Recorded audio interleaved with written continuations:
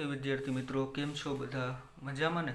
તો ચાલો હવે આપણે ભણવાની શરૂઆત કરીશું. એમાં ધોરણ 6 ગણિત ચેપ્ટર નંબર 4 ભૂમિતિના પાયાના ખ્યાલો. તો એમાં આપણે હવે આગળ વધીશું. તો પહેલો શું છે? તો પ્રશ્ન નંબર 1, તો કે પ્રત્યેક વિધાન સાચું બને તે રીતે ખાલી જગ્યા પૂરો. તો પહેલી, રેખાખંડને ખાલી જગ્યા અંત્ય બિંદુ હોય તો શરૂઆતમાં રેખાખંડ કોને કહેવાય? તો કે આ રેખાખંડ અને રેખાને એને બે અત્યંત બિંદુ હોય, એક અને આ બે. તો રેખાખંડને બે અત્યંત બિંદુઓ હોય છે. બરોબર, ક્લિયર? આને રેખાખંડ કહેવાય છે. તો બીજું, કિરણને ખાલી જગ્યા ઉદ્ભવ બિંદુ હોય છે. બરોબર છે. તો શરૂઆતમાં તો કિરણ કોને કહેવાય? તો કે આને કિરણને સંકેતમાં આ રીતે દર્શાવાય, એરાને. તો કિરણને એક ઉદ્ભવ બિંદુ હોય છે, આ એનું ઉદ્ભવ બિંદુ થયું. બરોબર. હવે ત્રીજું જોઈએ, ખાલી જગ્યા ને ઉદ્ભવ બિંદુ કે અત્યંત બિંદુ હોતા નથી. તો રેખાને ઉદ્ભવ બિંદુ કે અત્યંત બિંદુ હોતા નથી. રેખાને કઈ રીતે દર્શાવાય? તો કે આ રીતે રેખાને સંકેતમાં દર્શાવે. તો આ થયું રેખાખંડ, આ કિરણ અને આ રેખા થઈ. બરોબર છે વિદ્યાર્થી મિત્રો. તો ચોથું જોઈએ, ખાલી જગ્યાનું અંતર માપી શકાય.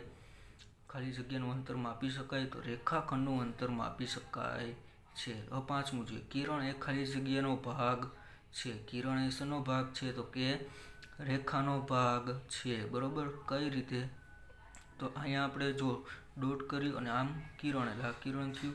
તો કિરણમાં આ રેખાનો પણ ભાગ થયો. બરોબર છે વિદ્યાર્થી મિત્રો. તો કિરણ એ રેખાનો ભાગ છે. બરોબર છે.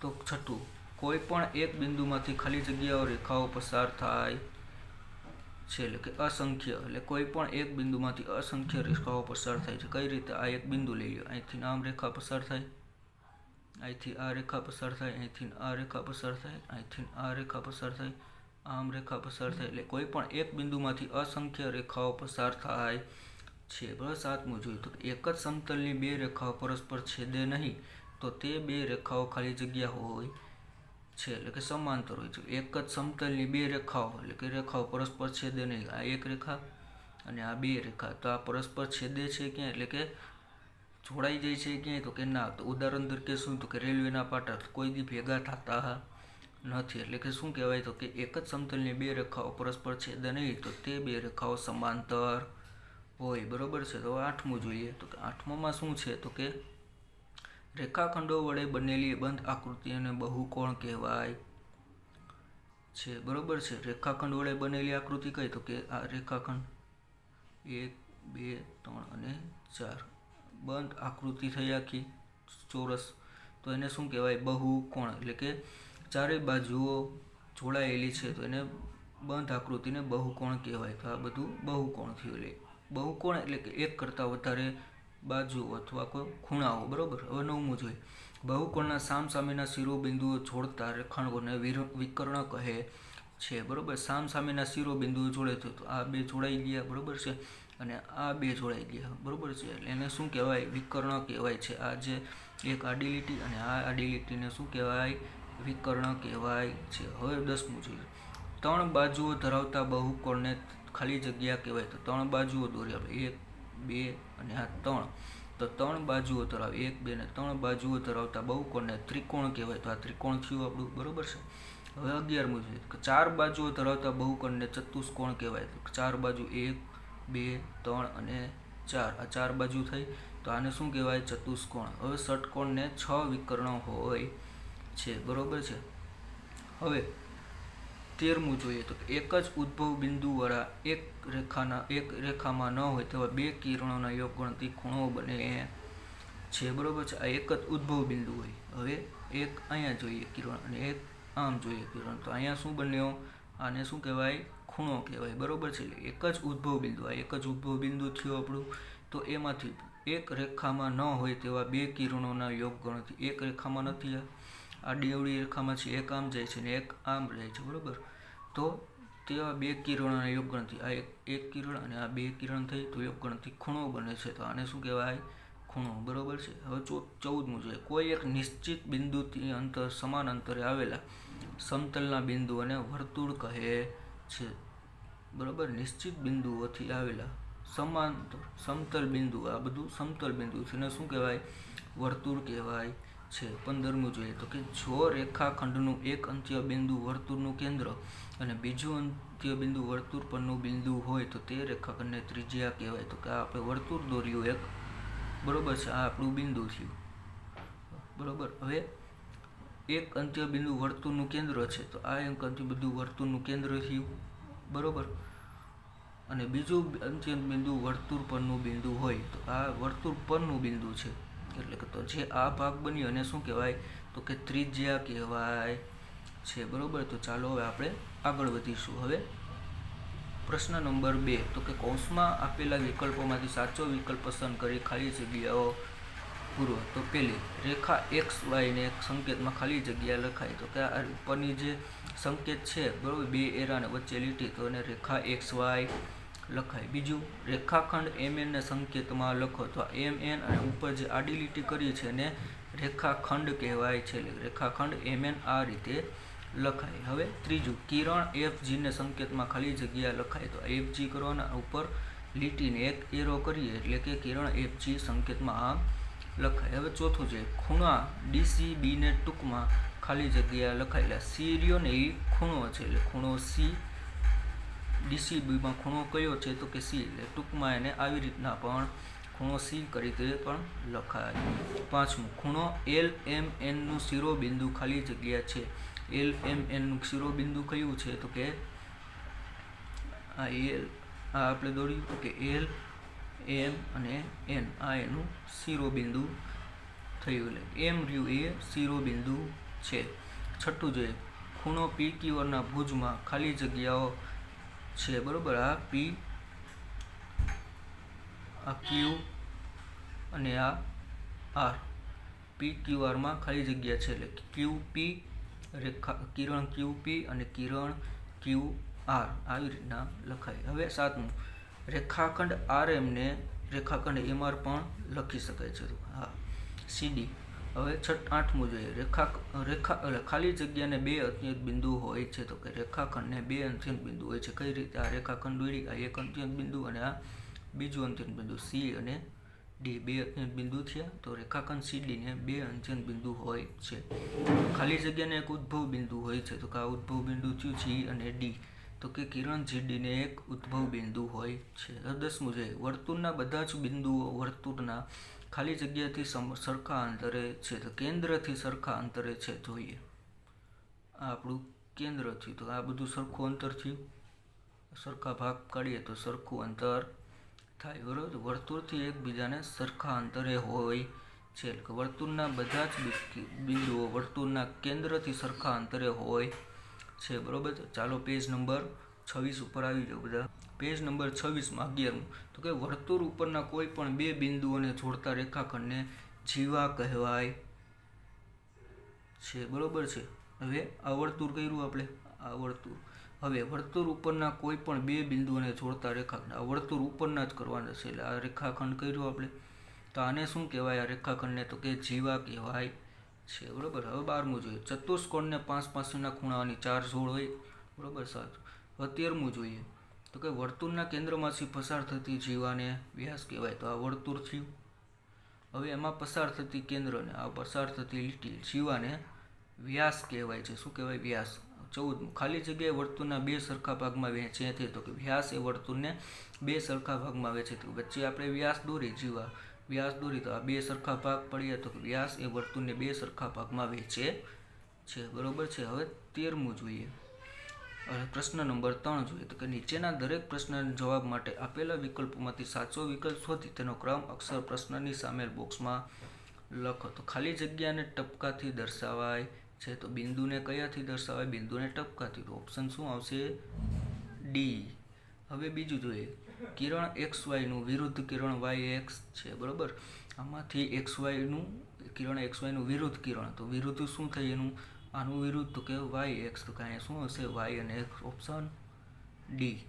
હવે ત્રીજું જોઈએ રેખા PQ ઉપર C અને D બિંદુઓ આવેલા છે, બરોબર. રેખા PQ ઉપર શું આવેલું છે? તો કે C અને D બિંદુઓ આવેલા છે. તો આ રેખા એક દોરી આપણે, આ રેખા P અને Q, એની ઉપર આ C અને D બિંદુ આવેલા છે. તો બનતી જોડ કઈ છે?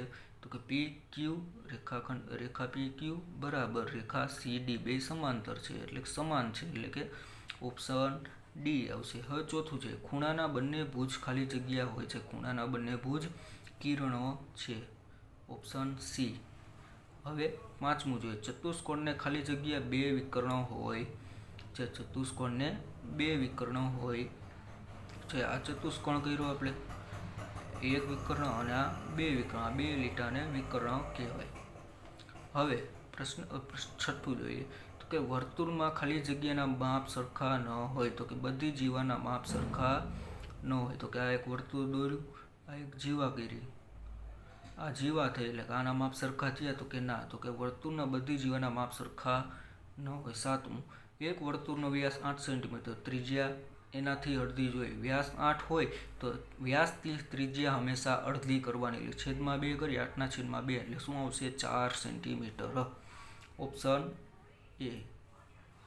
હવે આઠમું જોઈએ તો કે આઠમામાં શું છે તો કે એક વર્તુળનું કેન્દ્ર એમ અને વર્તુળ પરનું બિંદુ એન છે તો mn રેખાખંડ mn ત્રિજ્યા છે. શું છે ત્રિજ્યા. હવે નવમું એક વર્તુળનું કેન્દ્ર O છે અને વર્તુળ પરનું બિંદુ x અને બિંદુ y છે તો રેખાખંડ XY એ O બિંદુમાંથી પસાર ન થાય તો રેખાખંડ XY એ જીવા છે. શું કહેવાય ઓપ્શન સી જીવા. તો એક દસમું જોઈએ એક વર્તુળનું કેન્દ્ર M છે અને વર્તુળ ઉપર બિંદુઓ P અને Q છે, બરોબર. વર્તુળ ઉપર બિંદુઓ શું છે P અને Q.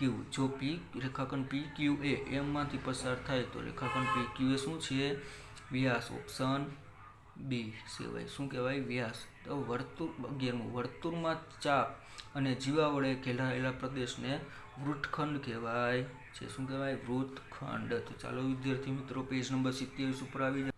પેજ નંબર 27માં 12મું તો કે વર્તુળના બે ત્રિજ્યા અને ચાપ વડે ઘેરાયેલા પ્રદેશને વૃત્તાંશ કહેવાય છે. તો શું કહેવાય વૃત્તાંશ. હવે ચોથો પ્રશ્ન જોઈએ તો કે નીચેના વિધાનો ખરા છે કે ખોટા તે લખો. હવે પેલું છે વર્તુળનો દરેક વ્યાસ જીવા છે પરંતુ દરેક જીવાય વ્યાસ નથી, સાચું. બીજું છે દરેક વર્તુળમાં એક જ વ્યાસ હોય છે, ના ખોટું. ઘણા બધા વ્યાસ હોય છે. તો આ વર્તુળ થયું, આ વ્યાસ થયો, આ થયો, આ થયું અને આ થયું, તો આ વ્યાસ થયો. દરેક વર્તુળમાં એક જ વ્યાસ હોય છે એટલે કે ખોટું, ઘણા બધા હોય. ત્રીજું વર્તુળની જીવાના માત્ર બે જ બિંદુ વર્તુળ પર હોય છે. તો કે હા આ વર્તુળ થયું અને આ બે જ બિંદુ વર્તુળ પર હોય છે, આ એક બિંદુ અને આ બે બિંદુ, એટલે કે સાચું છે. વર્તુળની જીવાનું એક જ બિંદુ વર્તુળ પર હોય છે. વર્તુળની જીવાનું એક જ બિંદુ વર્તુળ પર હોય છે, તો કે સાચું. પાંચમું છે વર્તુળની ત્રિજ્યાનું એક અત્યંત બિંદુ વર્તુળ ઉપર હોય છે. વર્તુળનું ત્રિજ્યાનું એક અત્યંત બિંદુ વર્તુળ ઉપર હોય છે. તો આ વર્તુળ થયું, આ ત્રિજ્યા થઈ અને આ એક વર્તુળ ઉપર એક બિંદુ હોય છે ત્રિજ્યાનું, તો કે સાચું. છઠ્ઠું છે વર્તુળની બધી જ જીવા વર્તુળના કેન્દ્રમાંથી પસાર થાય છે, ખોટું.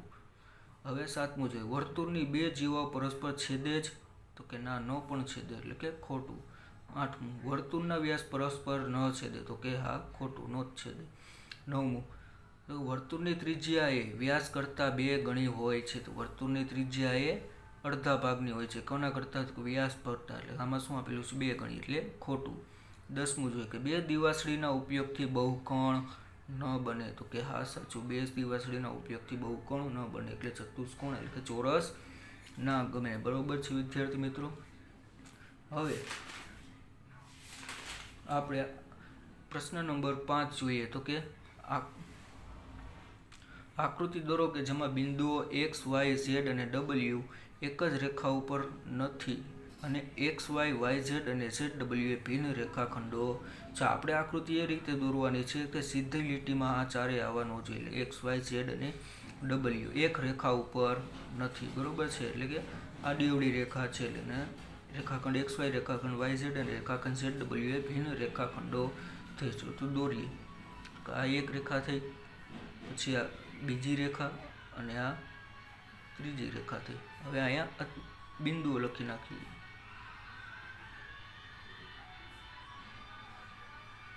તો કે અહીંયા શું થશે તો X, Y, આ Z ને આ ડબલ્યુ. આ એક રેખા ઉપર એક કંઈ નથી, અલગ અલગ રેખા ઉપર છે એક્સ વાય ઝેડ અને ડબલ્યુ. તો આપણે એ રીતે દોર્યું. બરોબર છે.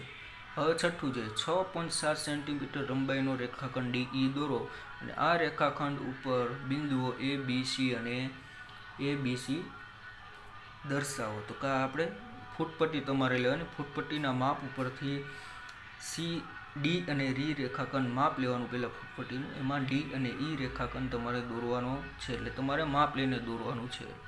આ ડી અને આ ઈ રેખાખંડ થયો. બરોબર છે. આને રેખાખંડ કહેવાય 6.7 સેન્ટીમીટરનો. હવે એની અંદર એ બી અને સી બિંદુઓ દર્શાવવાના છે. આ બી અને આ સી બિંદુઓ દર્શાવી દીધા આપણે. બરોબર છે. ક્લિયર એટલું બધાને? હવે કિરણ એમ એન દોરો, એટલે કે પહેલાં શું કરવાનું, આપણે કિરણ એમ એન દોરી નાખ્યું. આ કિરણ એમ એન. બરોબર છે. એમાં કિરણ એમ એનની ઉપર એક્સ અને વાય બિંદુ દર્શાવવાના. કિરણ આ એમ એન થયું. હવે એની ઉપર એક્સ અને વાય બિંદુ આપણે દર્શાવ્યા. બરોબર. હવે કિરણ એમ એન ઉપર ન હોય તેવા બિંદુઓ પી અને ક્યુ દર્શાવવા. હવે કિરણ ઉપર નથી એવા બિંદુઓ પી અને આપણું ક્યુ થયું. બરોબર છે વિદ્યાર્થી મિત્રો? ક્લિયર એટલું બધાને? તો ચાલો પેજ નંબર 28 ઉપર આવી જાઓ. હવે 8મું તો કે 4 દિવાસળીના ઉપયોગથી બનતા બહુકોણની આકૃતિ દોરો. તો 4 દિવાસળી 1 2, એટલે કે આ એક દિવાસળી થઈ, એક દિવાસળી, આ બીજી દિવાસળી, આ ત્રીજી દિવાસળી અને આ ચોથી દિવાસળી. 4 દિવાસળી થઈ ગઈ, એટલે આ શું થયો, આપણો બહુકોણ થયો. બરોબર. હવે 6 દિવાસળીના ઉપયોગથી બનતા બહુકોણની આકૃતિ. 6 દિવાસળી લેવાની છે. તો કે આ 1, આ 2, આ 3, આ 4, આ 5 ને આ 6 દિવાસળી થઈ ગઈ. તો આને શું કહેવાય? ષટકોણ કહેવાય. શું કહેવાય? ષટકોણ. રેડી વિદ્યાર્થી મિત્રો? ક્લિયર? હવે પ્રશ્ન નંબર 10 જોઈએ આપણે. તો કે ખૂણો એક્સ વાય ઝેડ દોરવાનો છે આપણે. તો પહેલા ખૂણો શું દોરશી? X Y Z. આ ખૂણો થયો એક્સ વાય ઝેડ ખૂણો. નામ આપી દઈએ એક્સ વાય અને ઝેડ. ખૂણો થયો. બરોબર છે. હવે બિંદુઓ પી અને ક્યુ એ એક્સ વાય ઝેડ ઉપર હોય એમ દર્શાવો. બરોબર છે. આ બિંદુ પી એક્સ વાય ઝેડ ઉપર છે અને આ બિંદુ ક્યુ એ રીતે આપણે દર્શાવ્યા. બરોબર. પી અને ક્યુ એક્સ વાય ઝેડ ઉપર હોય તેમ દર્શાવો. હવે બિંદુ ડી એ ખૂણો એક્સ વાય ઝેડની અંદરના ભાગમાં હોય તે રીતે દર્શાવો. બિંદુ ડી આ એક્સ વાય ઝેડની અંદરના ભાગમાં હોય તે રીતે દર્શાવ્યો. હવે અને બિંદુ ઈ એ એક્સ વાય ઝેડના બહારના ભાગમાં હોય તેમ દર્શાવો. આ બિંદુ ઈ એક્સ વાય ઝેડની બહારના ભાગમાં હોય એમ દર્શાવ્યું આપણે. બરોબર છે. હવે પ્રશ્ન નંબર 11 આપણે જોઈએ. દાખલા નંબર 11. તો કે બાજુમાં આપેલી આકૃતિના કેટલા ખૂણા બને છે અને કયા કયા? તો પહેલાં તો કયો ખૂણો બને છે? તો ખૂણો એ ઓ અને ડી. તો એ લખવાનો ખૂણો એ ઓ અને ડી. બરોબર છે. હવે ખૂણો એ ઓ અને બી. ખૂણો એ ઓ અને બી. બરોબર છે. હવે ખૂણો બી ઓ ડી. ખૂણો બી ઓ ને ડી. હવે ખૂણો બી ઓ ને સી. બરોબર છે. એટલે ખૂણો બી ઓ અને સી. બરોબર છે. હવે ખૂણો જોઈએ. ખૂણો જે એક છે ખૂણો સી ઓ અને ડી. ખૂણો સી ઓ અને ડી. અને હવે ખૂણો સી ઓ અને એ. સી ઓ અને એ. તો કેટલા ખૂણા બને છે આ આકૃતિમાંથી? તો કે 6 ખૂણાઓ બને છે. બરોબર છે વિદ્યાર્થી મિત્રો? ક્લિયર એટલું? સરસ. તો ચાલો આગળ વધીએ. તો કે 3 સેન્ટીમીટર ત્રિજ્યાનું વર્તુળ દોરવાનું. તમારે પરિકર લેવાનું. એમાં 3 સેન્ટીમીટર વાળું ત્રિજ્યાનું વર્તુળ દોરવાનું છે. 3 સેન્ટીમીટરથી 3 સેન્ટીમીટર ત્રિજ્યા થઈ. બરોબર છે. હવે આ વર્તુળના એક ત્રિજ્યા છે. બરોબર. આ ત્રિજ્યા થઈ 3 સેન્ટીમીટરની. હવે એક વ્યાસ અને એક જીવા દર્શાવવાની છે. આ આપણે વ્યાસ દર્શાવ્યો છે અને આ જીવાખંડ દર્શાવ્યો છે. બરોબર છે વિદ્યાર્થી મિત્રો? એટલે નામકરણ આપી દેવાનું A O B C આ D અને આ E બરોબર છે. તો આને શું કહેવાય? વ્યાસ. આને ત્રિજ્યા. પછી આને વૃત્તખંડ કહેવાય. શું કહેવાય? વૃત્તખંડ. અને આને આ લીટી જે છે એને શું કહેવામાં આવશે? તો કે જીવા. તો કે જીવા દર્શાવી આપણે જીવા દર્શાવી આ એક આડી લીટી અને આ વ્યાસથી આપણે આખો બરોબર છે. આ ત્રિજ્યા 3 સેન્ટીમીટરની બરોબર છે. હવે નામકરણ કરીએ. બરોબર છે વિદ્યાર્થી મિત્રો, ક્લિયર? હવે એક બિંદુમાંથી પસાર થતી હોય તેવી 4 રેખા ખંડની આકૃતિ 4 રેખાઓ દોરવાની છે. આ એક બિંદુ થયું બરોબર છે આપણું. હવે એમાં શું કીધું છે? 4 રેખાઓ દર્શાવતી હોય એવી નીકળતી હોય એવી દોરો. તો કે આ એક રેખા થઈ, પછી આ 2, પછી એક આડી દોરવાની 3 અને આ એક 4. તો આ 4 રેખાઓ થઈ ગઈ બરોબર છે વિદ્યાર્થી મિત્રો, ક્લિયર એટલું બધાને? સરસ. તો ચાલો હવે પેજ નંબર 29 ઉપર. પેજ નંબર 29માં પ્રશ્ન નંબર 14. તો કે નીચે આપેલી આકૃતિ પરથી નીચેના પ્રશ્નનો જવાબ આપ્યો. આપણને એક ત્રિકોણ આપેલો છે, એના ઉપરથી આપણે જવાબ આપવાના છે. તો અહીં કયો બહુકોણ આપ્યો છે? તો આ આકૃતિ જે છે એ કઈ છે? તો કે ત્રિકોણની. હવે ત્રિકોણનું નામ 3 રીતે દર્શાવો. કઈ કઈ રીતે? તો કે આ ખૂણો પેલા કરવાના, ખૂણાની નિશાની, ત્રિકોણની નિશાની ત્રિકોણ FOX. તો કે ત્રિકોણ FOX એક રીત થઈ. પછી ત્રિકોણની નિશાની કરવાની OF અને X થયા, OX અને F થયા બીજી રીત. ત્રીજી જોઈએ ત્રિકોણ X F અને O બરોબર છે. 3 રીતે આપણે દર્શાવીએ. હવે ત્રીજું, ત્રિકોણના ખૂણાઓના નામ જણાવો. તો ખૂણા કયા છે? તો ખૂણો આ એક F, ખૂણો O અને ખૂણો X, અથવા ખૂણાઓ X F O, ખૂણો FOX અને ખૂણો OX ને F બરોબર છે વિદ્યાર્થી, ક્લિયર? હવે ચોથું, ત્રિકોણની અંદર આવેલું બિંદુ કયું છે? ત્રિકોણની અંદર આવેલું બિંદુ તો કે A. ત્રિકોણની બહાર આવેલું બિંદુ કયું છે? તો કે આ B બરોબર છે. અને ત્રિકોણની ઉપર આવેલું બિંદુ કે ત્રિકોણની ઉપર આવેલું હોય તો કે આ C બરોબર છે. ત્રિકોણની બાજુઓના નામ તો કે ત્રિકોણ બાજુ FO, એક રેખાખંડ FO, પછી આ OX અને આ FX બરોબર છે, ક્લિયર એટલું બધાને? તો હવે પ્રશ્ન નંબર 15 જોઈએ આપણે. પ્રશ્ન નંબર 15. તો નીચેની આકૃતિ પ્રશ્નના જવાબ આપવાના છે આપણે.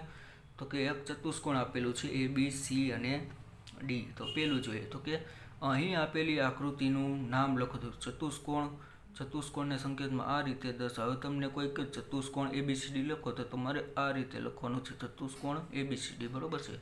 હવે બીજું જોઈએ, ચતુષ્કોણને કુલ કેટલી બાજુ હોય? તો કે 4. કઈ કઈ? તો કે એક બાજુ, આ 2, 3 અને 4 બાજુઓ હોય છે બરોબર. હવે ચતુષ્કોણના કુલ કેટલા ખૂણા હોય છે? તો કે 4 ખૂણાઓ હોય છે. તો કે A B C અને D આ 4 ખૂણા થયા. હવે 4 ખૂણાના નામ લખવાના છે. તો કે ખૂણો A, આ ખૂણો B, આ ખૂણો C અને આ ખૂણો D બરોબર છે. હવે છઠ્ઠું, ચતુષ્કોણને કેટલા વિકર્ણો હોય છે? કયા કયા? ચતુષ્કોણને 2 વિકર્ણો હોય છે. તો કે આ ડેલ્ટા કર્યા ને એક વિકર્ણ અને આ બીજો વિકર્ણ. કેમ? તો કે રેખાખંડ A અને C અને રેખા B અને D બરોબર છે, રેખા AC અને BD. હવે 7મું જોઈએ, ચતુષ્કોણની સામસામેની બાજુઓ જણાવો. સામસામેની બાજુ એટલે રેખા A અને B અને રેખા C અને D, તથા આ B અને C પણ થાય અને A અને D પણ થાય, સામસામેની બાજુ. ચતુષ્કોણની પાંચ પાસેની બાજુ તો કે આ AB અને BC આ પાસેની થઈ. હવે BC અને DC બરોબર છે, અને DA અને AB બરોબર છે, ક્લિયર? હવે 9મું જોઈએ તો કે ચતુષ્કોણના સામસામેના ખૂણાઓ જણાવો. તો કે ચતુષ્કોણના સામસામેના ખૂણા કયા છે? તો કે ખૂણો A અને ખૂણો C, પછી ખૂણો B અને ખૂણો D એ ચતુષ્કોણના સામસામેના ખૂણાઓ છે બરોબર છે વિદ્યાર્થી મિત્રો, ક્લિયર એટલું બધાને? તો ધોરણ 6 ચેપ્ટર નંબર 4 ગણિતમાં આપણે આજે આ ચેપ્ટર પૂરું કરીએ છીએ અને આવતીકાલે આપણે નવા ચેપ્ટરની શરૂઆત કરીશું. બરોબર છે વિદ્યાર્થી મિત્રો? ક્લિયર એટલું બધાને? અને આજે જેટલું તમને સમજાવ્યું છે અને લખ્યું છે એ તમારે તમારી સ્વાધ્યાય પોથીમાં લખવાનું છે. બરોબર છે વિદ્યાર્થી મિત્રો? ક્લિયર એટલું બધાને? નમસ્તે.